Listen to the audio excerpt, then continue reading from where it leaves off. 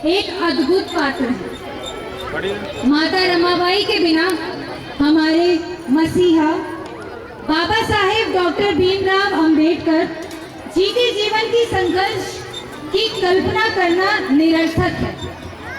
बाबा साहब के हर कदम में माता रमाबाई के भी कदम शामिल हैं।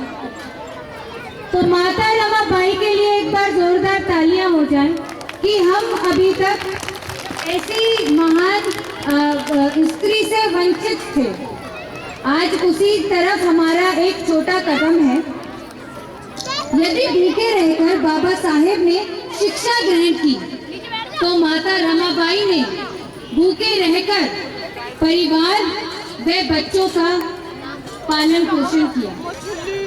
हर कदम पर माता रमाबाई एक मजबूत सिपाही की भांति बाबा साहब के साथ खड़ी रही। अपनी कोख से ध्यान से सुनिए, अपनी कोख से उन्होंने 4 बच्चों को खो दिया और 4 बच्चों के खोने के दुख के मुंह में जाने के हृदय विदारक कष्ट को भी इसलिए सहन करती रही क्योंकि बाबा साहब को करोड़ों बच्चों को संभालना था। उसके लिए उन्होंने अपने 4 बच्चे एक के बाद एक कुर्बान कर दिए। तो मैं समझती हूँ यहाँ पर एक रिकॉग्निशन की जरूरत है, तो तालियां बजनी चाहिए उस बलिदान के लिए, उस त्याग के लिए जिनसे पॉसिबल हो पाए कि हम और आप यहाँ खड़े हैं, बैठे हैं, बात कर रहे हैं। करोड़ों लोगों के जीवन की चाहत में अपनी संतानों के दुख को भी ऐसे सहन करती रही जैसे कुछ हुआ ही ना हो। सोचिए कितना दुख दयनीय दृश्य होगा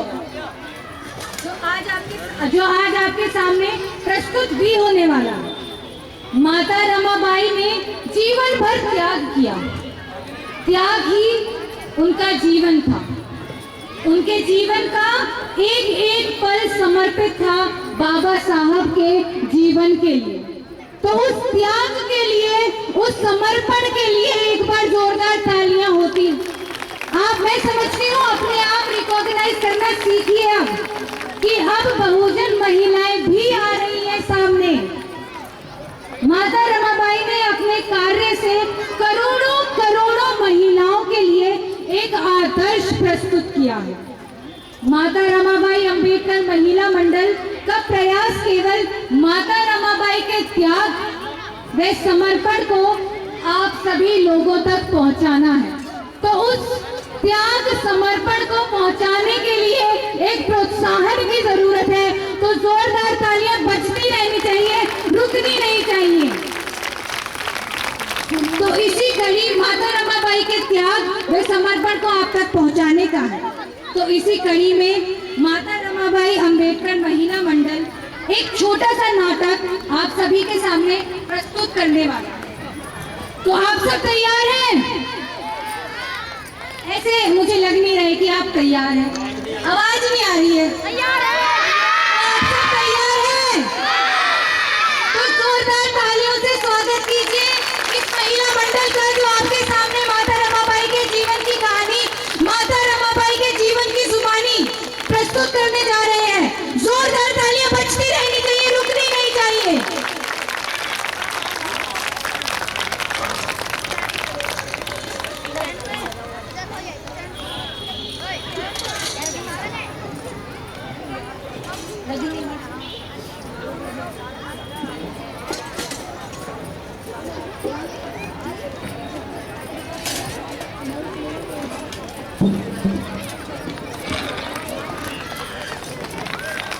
जोरदार तालियां बजाइए। डायरेक्टर्स आने लगे हैं स्टेज पर। अब मैं रामी हूँ। मैं रामी की माँ रुक्मणी हूँ। हम महाराष्ट्र के वड़ंत गांव में रहते हैं। वहीं पर 7 फरवरी 1898 को रामी का जन्म हुआ। मैं राम पिता भीखू धात्रे हूँ। मैं बंदरगाह से मछलियों की टोकरी सिर पर रखकर बाजार तक पहुंचाने का काम करता हूँ। मैं बहुत गरीब आदमी हूँ।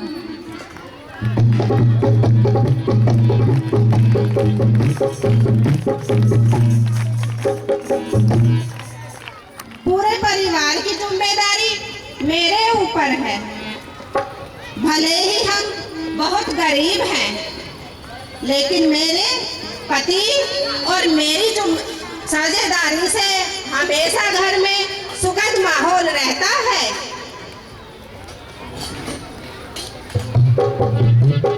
रामी के घर में सब कुछ ठीक चल रहा था। एक दिन अचानक रामी के पिता को खून की उल्टी हुई, जो एक बड़ी बीमारी का इशारा था। एक तो वे गरीब, दूसरे इलाज की कोई व्यवस्था ना होने के कारण पिता की बीमारी बढ़ती चली गई, जिससे घर की शांति भंग होने लगी।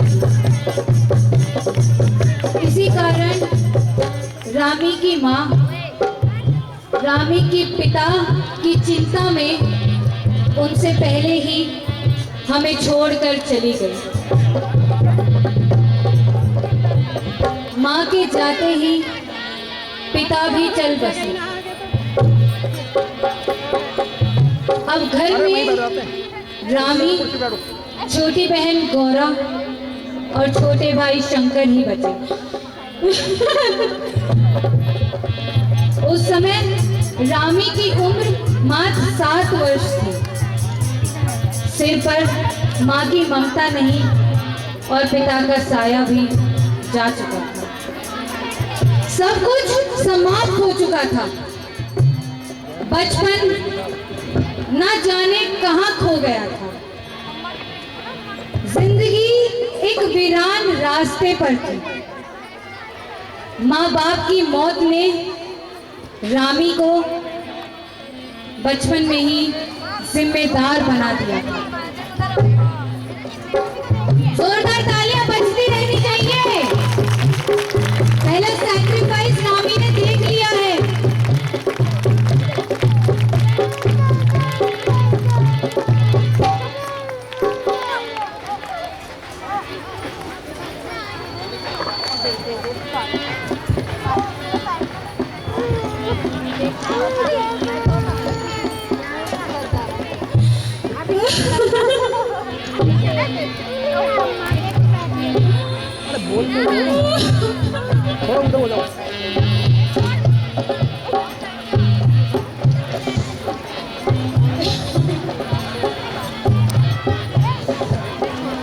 मेरा नाम गोविंद है। मैं रामी का मामा हूँ।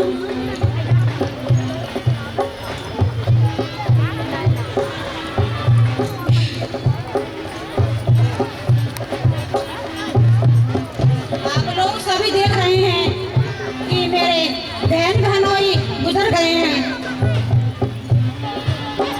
मुझे बहुत दुख हो रहा है कि आज मेरे बहन भाई मेरे नहीं है।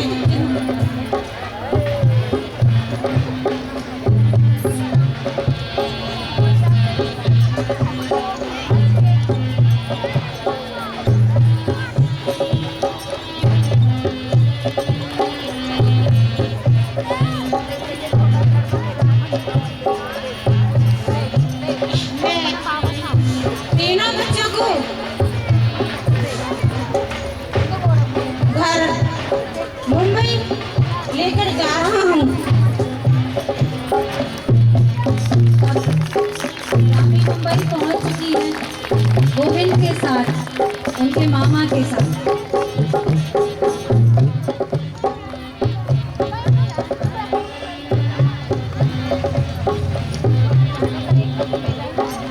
मैं राम जी राव हूँ।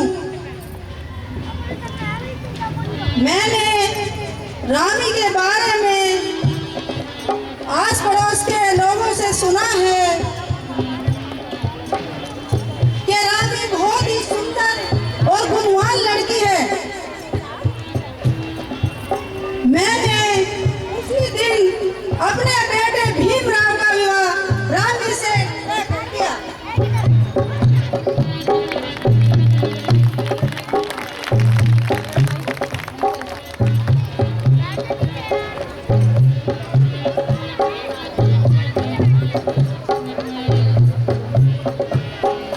अब रामी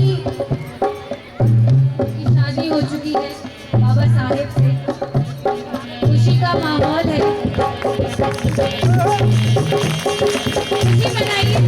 ये पहली खुशी है इतने लंबे समय के बाद, माँ बाप को खोने के बाद राम जी राम ने प्यार दिया उन्हें। खुशी मना रहा है पूरा गांव। अब रामी गांव आ चुकी है, बाबा साहब के गांव शादी हो चुकी है, तो सब में खुशी मननी चाहिए। ऑडियंस भी खुशी मनाए जोर जोर से। ये सारी खुशी नहीं मना रही है, खुशी मनाए।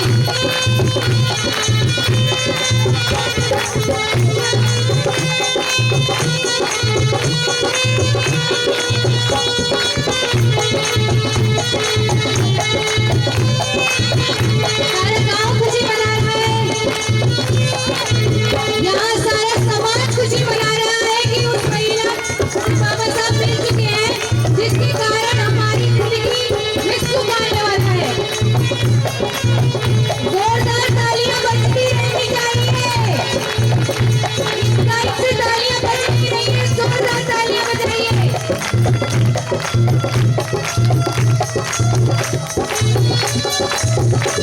ये खुशी का माहौल है। रामी का विवाह हो चुका है और अब रामी बाबा साहब के गांव में आ चुकी है। नाटक को आगे बढ़ाते हैं।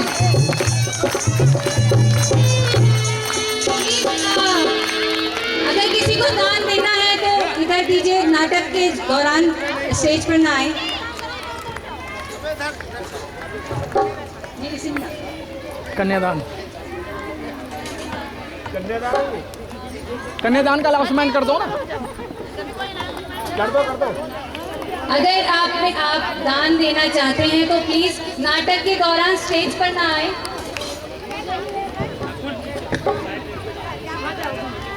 आप एक जो कॉपी पे भी लिख के दान रहो है, ना, अंकल यहाँ पर हमारे राम बाबू अंकल जी कॉपी पे लिख के रहो, इनको दे कन्यादान दीजिए। देना।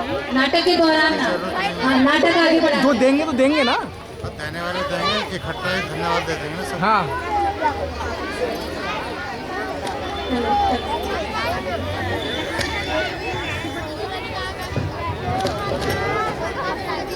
शांति बनाए रखें, बहुत जरूरी है। अगर नाटक का मजा लेना है तो शांति बनाए रखें, शांति बनी रहनी चाहिए।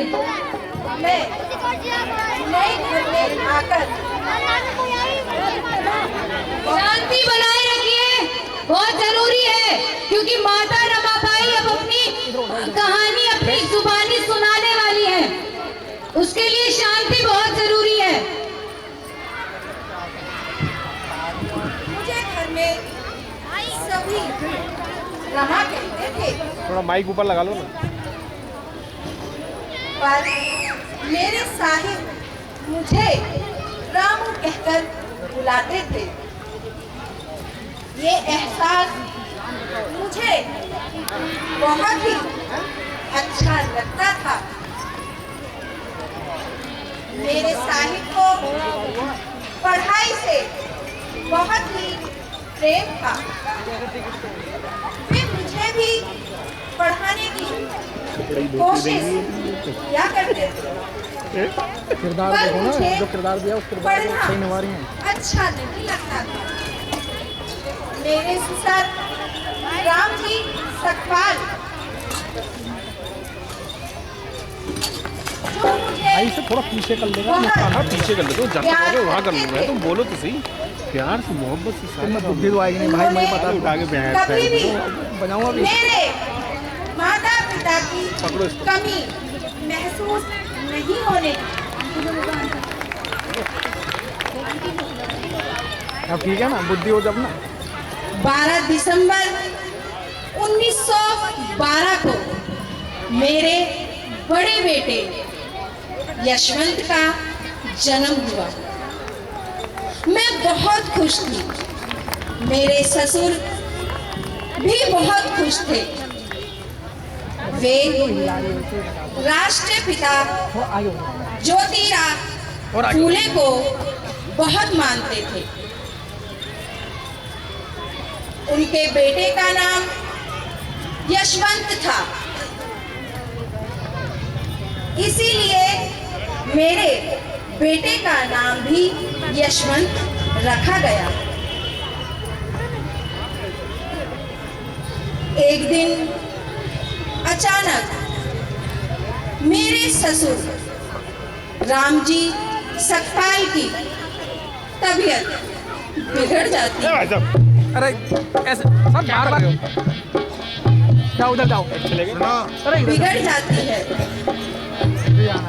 और वे हमें छोड़कर इस दुनिया से चले गए।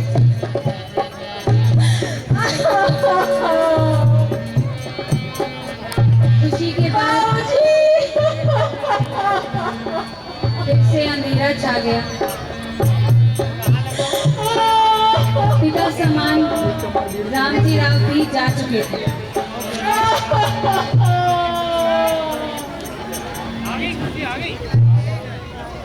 फिर से दुख के काले बादल थे रमाबाई के जीवन में।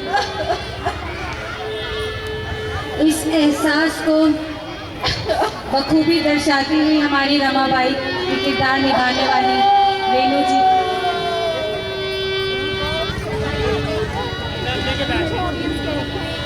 एक बार फिर खड़े ही रहेंगे, बोल दो ना।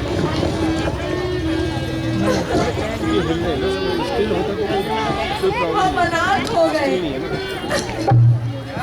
एक बार फिर हम अनाथ हो गए। एक दिन मेरे साहिब को विदेश से चेयर मंगा लो ना एक अपने। पढ़ाई करने के लिए चेयर का करेंगे क्या, फिर डिस्टर्ब हो जाएगा। बड़ौदा के राजा साईं जी गायकवाड़ द्वारा चुना गया।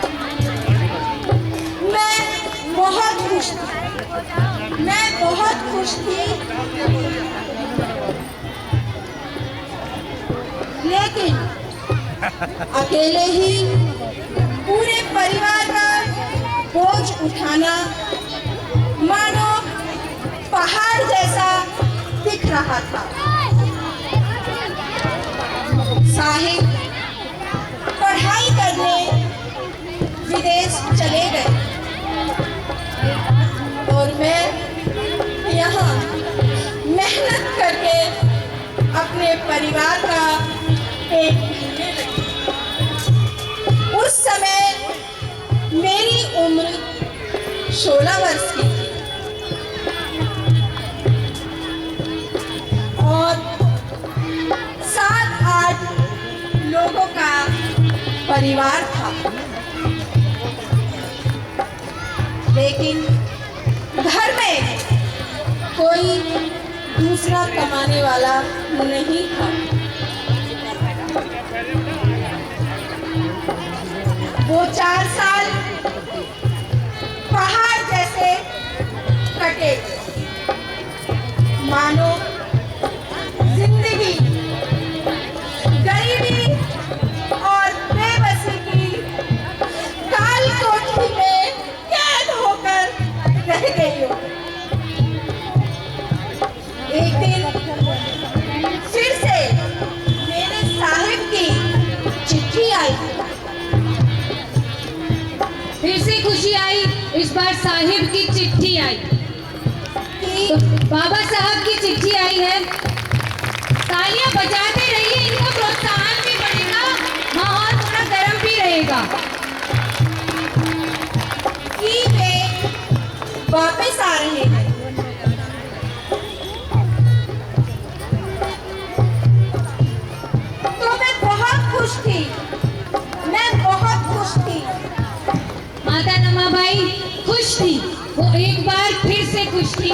ये पहली खुशी थी रामजी राव को खोने के बाद, पहली खुशी बाबा साहेब की चिट्ठी आई है, तो उनकी खुशी में शामिल होइए।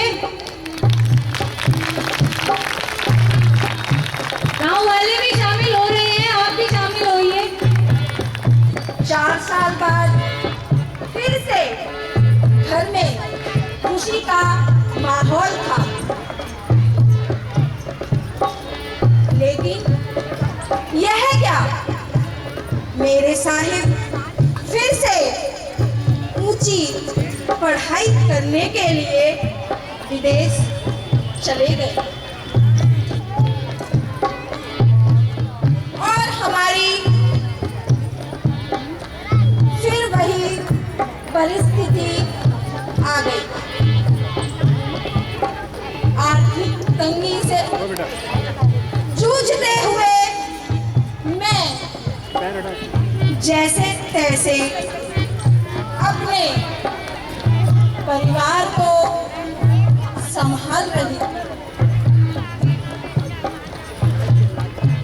कि तभी अचानक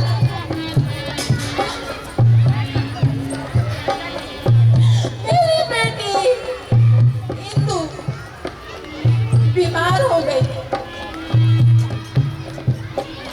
लेकिन तभी साहिब की विदेश से चिट्ठी आई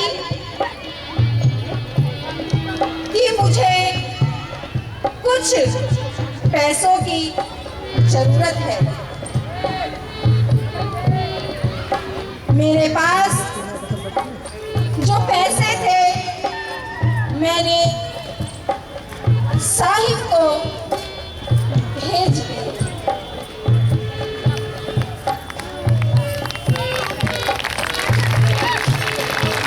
माता रमाबाई का एक फिर से बड़ा योगदान, जो इंदु के लिए पैसे थे वो भी साहिब को भेज दिए। इलाज नहीं करवा पाई उन पैसों से, लेकिन दवाई व पैसों के अभाव में आकर मेरी बेटी तू मुझे छोड़कर जा।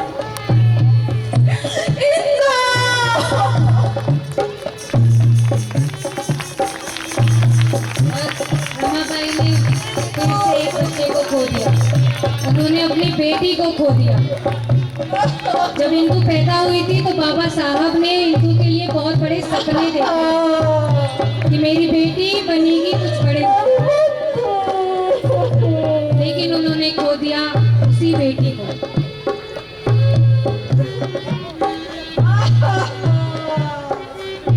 फिर से दुख आया उनके हिस्से, बहुत बड़ा दुख, बहुत बड़ा दुख। जिम्मेदारी संग नारी भर रही है उड़ान, ना कोई शिकायत ना कोई थकान। और ऐसे ही रमाबाई फिर एक बार उठी जीने के लिए, एक कुर्बानी फिर करने के लिए, त्याग करने के लिए। तो मैं समझती हूँ कि यहाँ पर फिर से तालियां बजनी चाहिए उस त्याग के लिए, फिर से उस भरोसे के लिए, उस हिम्मत के लिए जो उन्होंने इंदु को खोने के बाद दिखाई। मैं एक बार फिर टूट गई, लेकिन मैंने साहिब को ये लड़की नहीं बताया, क्योंकि मेरे साहिब का पढ़ना बहुत जरूरी था। अभी इंदु को मैं ठीक से भुला भी नहीं पाई थी कि तभी मेरा छोटा बेटा रमेश निमोनिया का शिकार हो गया।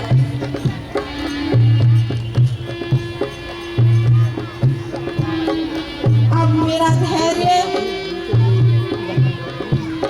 जवाब दे गया था, अब मेरा धैर्य जवाब दे गया था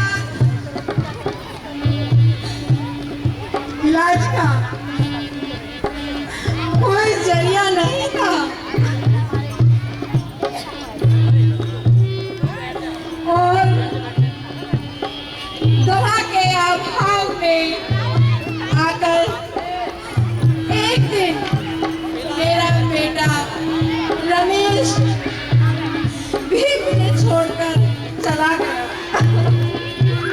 और इस तरह रमाबाई का दूसरा बेटा रमेश उन्हें छोड़कर चला गया। उनके पास इलाज के पैसे नहीं थे, फिर भी बाबा साहब विदेश में जाकर पढ़ रहे थे। सोचिए वो कुर्बानी, वो दुख, वो दर्द जो दोनों ने मिलकर सहा। वो घर पे सहती, वो बाहर सहते, योगदान दोनों का था। तो आज उन दोनों के योगदान को पहचानना है, केवल एक के योगदान को नहीं। सैक्रिफाइस, त्याग दोनों ने किया है। तो जोरदार तालियां हो जाए हमारी रमाबाई की किरदार करने वाली रेणु के लिए, जो उन भावनाओं को बखूबी मंच पर प्रस्तुत कर रही है। अब मेरा जीवन वीरान हो गया था। एक बार फिर उम्मीदों का खत आया। एक बार फिर उम्मीदों का खत आया कि साहेब विदेश से आ रहे हैं। इस दुख में एक उम्मीद फिर से जागी है। बाबा साहेब विदेश से लौट रहे हैं। इतने दुख सहन करने के बाद बाबा साहब वापस आ रहे हैं। तो जोरदार तालियों से उस सुख को महसूस कीजिए। कैसा लगा होगा जब 2 बच्चों को खो दिया और बाबा साहेब अब आ रहे हैं। चारों तरफ उत्साह था, उत्साह था। मैं बहुत खुश थी। फिर से समय कुछ आगे बढ़ा।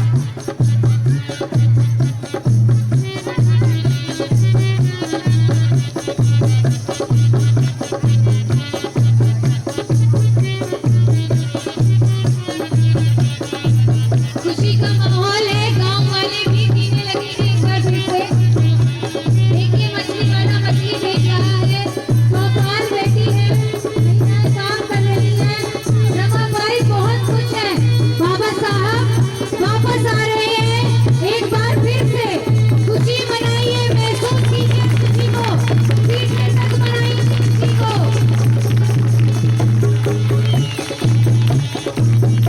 खुशियाँ हैं स्टेज पर फिर से। बहुत मुश्किल से आती है ये खुशियाँ, और रमाबाई के जीवन में स्पेशली बड़ी मुश्किल से आई है ये खुशियाँ। तो मनाइए खुशियाँ हमारे गाँव वालों के साथ। देखिए कितनी खुश है हमारी रमाबाई।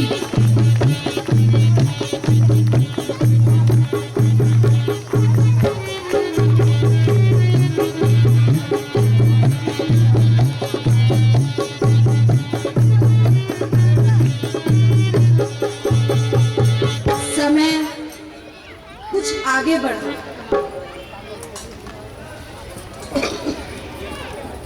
और जीवन सामान्य होने लगा। एक दिन फिर से बड़ौदा नरेश के यहाँ से साहिब को नौकरी का बुलावा आया। मैं फिर से खुश थी, परंतु साहिब ने उसे स्वीकार नहीं किया। उन्होंने कहा, नौकरी मेरे लिए एक फंदा है, मैं इसे स्वीकार नहीं कर सकता।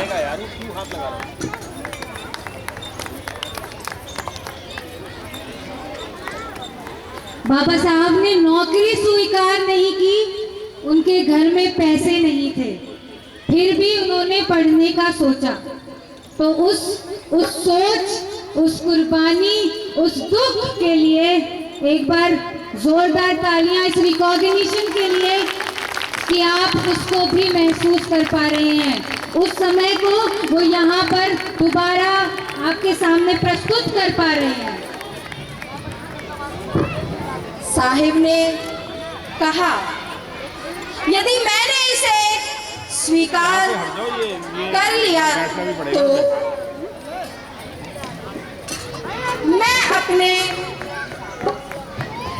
करोड़ों गरीब भाइयों की मुक्ति के लिए काम नहीं कर पाऊंगा।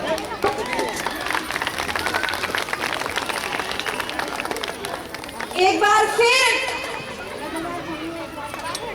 घर में गहरी खामोशी थी।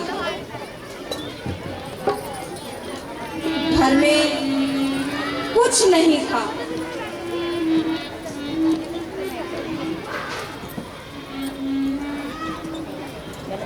सिर्फ ओए सामने से एक बैठ। के बाद एक परेशानी थी।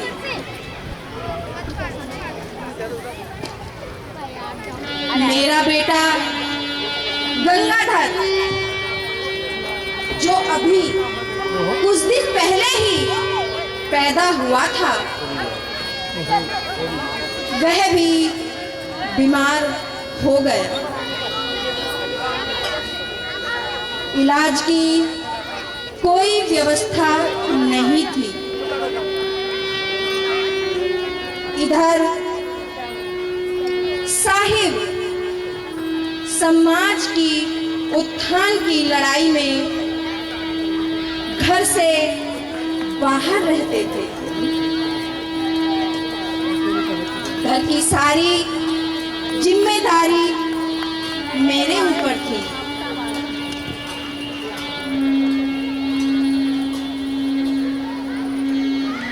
साहिब समाज को बचाने में लगे थे और मैं परिवार को बचाने में लगी। साहिब हमें बचाने में लगे थे और माता रमाबाई उस परिवार को जो साहिब उनके भरोसे छोड़ कर गए थे, वो जिम्मेदारी माता रमाबाई बखूबी निभाने की कोशिश कर रही थी। इसी बीच उचित इलाज न होने के कारण मेरा बेटा गंगाधर भी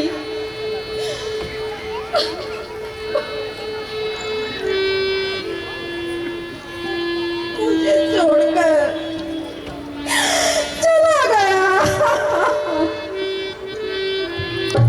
और ऐसे रमाबाई ने अपना तीसरा बेटा गंगाधर खो दिया। एक के बाद एक वो बच्चे खोती रही और हम आज भी सो रहे हैं। ये सोचने की बात है। उस कुर्बानी को हम महसूस नहीं कर पा रहे हैं आज भी। इस तरह मेरे तीसरे बच्चे का जीवन भी आर्थिक तंगी की भेंट चढ़ गया।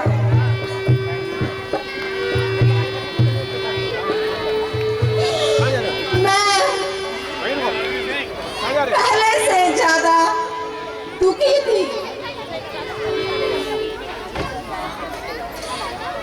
पुत्र तो चला गया, कहीं मेरा दर्द मेरे साहिब के लिए आघात न बन जाए। इसीलिए मैं चुप थी। माता चुप थी कि वो दर्द बाबा साहेब की पढ़ाई में अड़चन ना लाए। चुप थी कि वो दर्द हम लोगों के सुख में कोई अड़चन ना लाए। ये वही कुर्बानी थी जो वो बार बार देती रही और हम शायद उन कुर्बानियों के बारे में आज भी नहीं जानते। तो ये है महिला मंडल का प्रयास आपकी तरफ एक ऐसी कहानी लाने के लिए जिससे हम लोग आज भी वंचित हैं। 4 बच्चों को खोना आसान बात नहीं होती और यहाँ वो खोती रही और हम आज भी सो रहे हैं। हम दोनों पूरी तरह टूट चुके थे, फिर भी मैंने साहिब को विश्वास दिलाया कि गरीबी के अभाव में आकर ना तो मैं स्वयं सम्मान को खोने दूंगी, ना ही आपके आंदोलन को पीछे हटने दूंगी।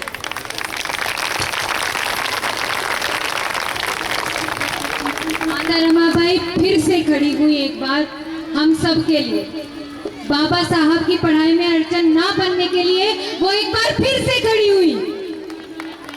तो उस साहस के लिए जोरदार तालियां होनी चाहिए, जोरदार तालियां होनी चाहिए, फीकी तालियां नहीं होनी चाहिए। उस साहस के लिए, उस धैर्य के लिए, उस सम्मान के लिए जो हमें मिला। समय के साथ फिर से जीवन में खुशी आई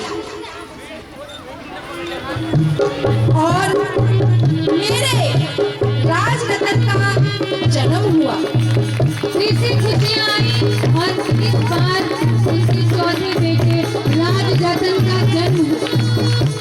वो खुश थी, वो 3 बच्चों को खोने के बाद भी खुश थी। सोचिए अगर हम उनकी जगह होते तो शायद हम मर चुके होते, क्योंकि वो समय अलग था, वहाँ सबके दुख अलग थे। आज की सुख सुविधाओं में शायद हम उन चीजों को इग्नोर करते जाते हैं, लेकिन वो खुश थी। 3 बच्चों को खोने के बाद अपने चौथे बेटे राजरतन के जन्म पर वो बहुत खुश थी और शायद उस खुशी का कोई मोल नहीं था, शायद उस खुशी का कोई मोल नहीं था। तो खुश होइए आप भी, प्रोत्साहन बढ़ाइए हमारी महिलाओं का।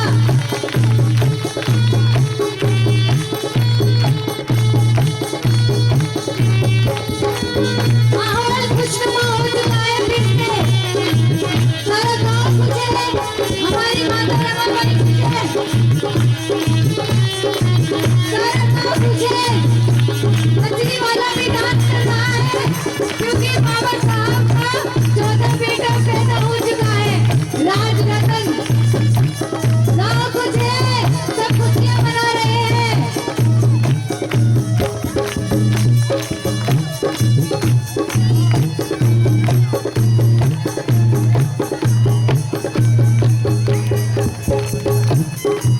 खुश है सारा गांव, सब नाच गाना कर रहे हैं। दुख के बाद पहला सुख है, तो हम नाटक को आगे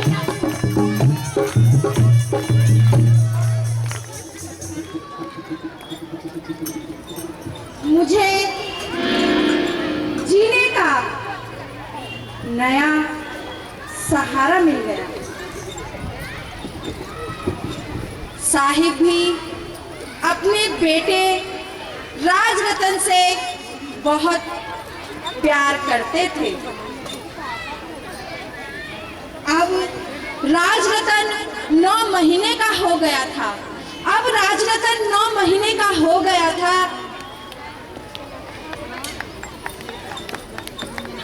लेकिन समय को बदलते देर नहीं लगी। मेरा बेटा राजरतन भी बीमार हो गया।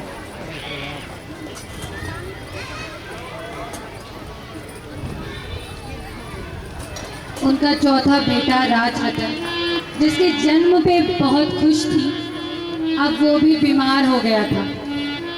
वो दुख इस बार बहुत बड़ा और बहुत गहरा था। एक दिन राजरतन ने भी मुझे इस दुनिया में अकेला छोड़ दिया। मेरा राजरतन मुझे छोड़कर इस दुनिया से चला गया। राजरतन! राजरतन!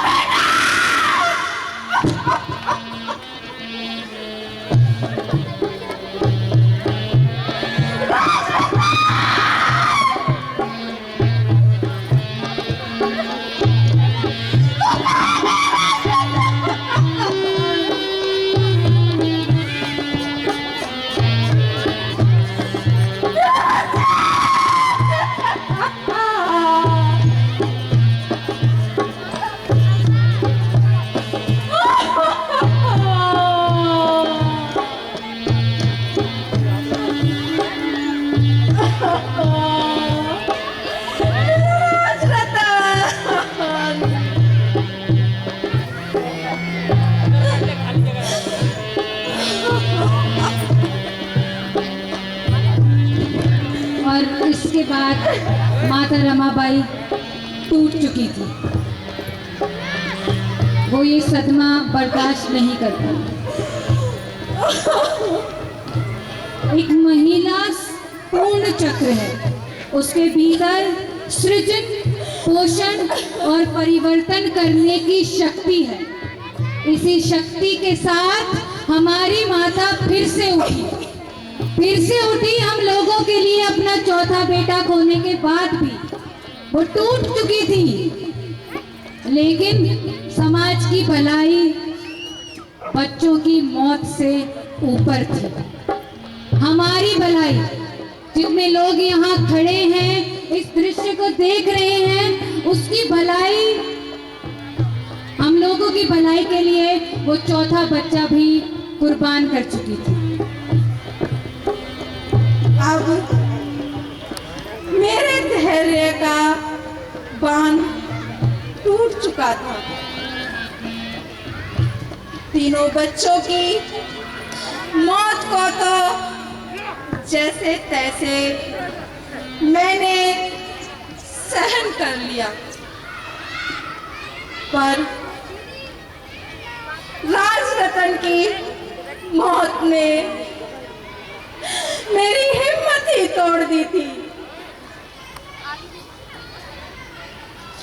और इस प्रकार साहिब के साथ साथ मैंने भी अपना जीवन कुर्बान कर दिया।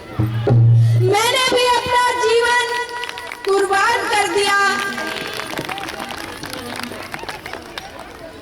पर मेरे कुछ सवाल हैं। क्या आया मेरे हिस्से? क्या आया? सिर्फ दुख, सिर्फ दुख।